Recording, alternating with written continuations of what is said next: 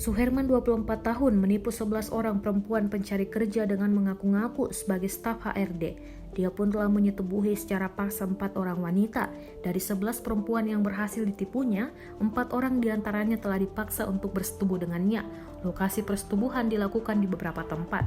Kejahatan yang dilakukan oleh Suherman diakuinya sudah dilakukan sejak Februari 2020 hingga akhirnya ditangkap Satuan Reserse Kriminal Polres Cimahi pada 30 Juli 2020. Meskipun tidak sempat disetubuhi oleh pelaku, 7 korban lainnya sudah memberikan foto tubuh dalam keadaan tidak berbusana. Alasan pelaku meminta foto tersebut ialah untuk keperluan tes keperawanan. Suherman mengaku bahwa aksi penipuan lowongan pekerjaan yang berujung pada aksi cabul dipelajarinya melalui Facebook. Saat berkomunikasi di Facebook, pelaku menggunakan foto profil perempuan. Setelah korban diperoleh, maka berlanjut pada bertukar nomor telepon dan berkomunikasi via WhatsApp. Kesehariannya, Suherman bekerja sebagai sopir angkut. Menurut polisi, saat ditangkap, tersangka memang lihai dalam berkomunikasi. Saat menjalankan aksinya, tersangka memiliki 2 peran, yaitu sebagai HRD untuk meminta administrasi berupa uang dan merangkap sebagai tim kesehatan untuk modus cek keperawanan.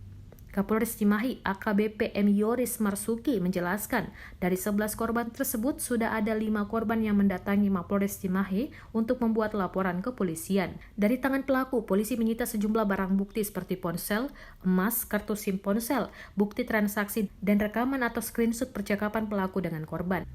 Rekaman percakapan yang ditunjukkan oleh Kasat Reskrim Polres Cimahi AKP Yohanes Sigiro bahwa pelaku berperan sebagai seorang wanita yang meminta korban untuk foto tanpa busana untuk keperluan cek fisik. Dari percakapan tersebut ada keraguan dan pertanyaan dari korban karena diminta foto bugil.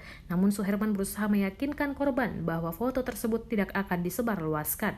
Pelaku memaksa korban untuk mengirimkan foto tanpa busana dan harus dikirim via WhatsApp. Korban sempat bertanya alasan pelaku untuk mengirim via WA, namun pelaku beralasan harus via WA.